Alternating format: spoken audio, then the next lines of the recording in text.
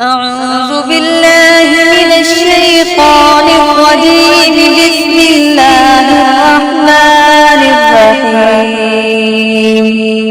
وقلنا يا آدم اسكن أنت وزوجك الجنة وكلا منها رغدا حيث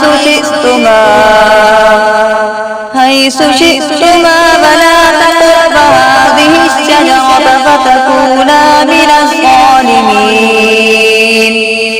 فأزلهما الشيطان عنها فأخرجهما مما كان فيه وقلنا اهبطوا بعضكم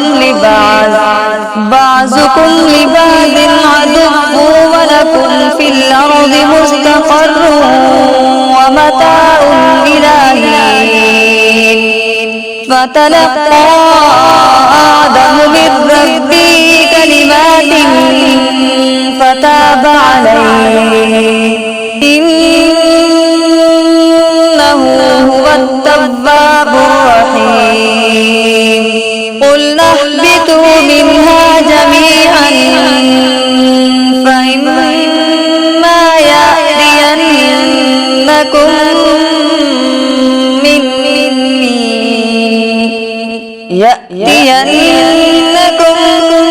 مني هدى فمن تبع هدايا فلا خوف عليهم ولا هم يحزنون. والذين كفروا وكذبوا بآياتنا أولئك أصحاب النار هم فيها خالدون. صدق الله العظيم.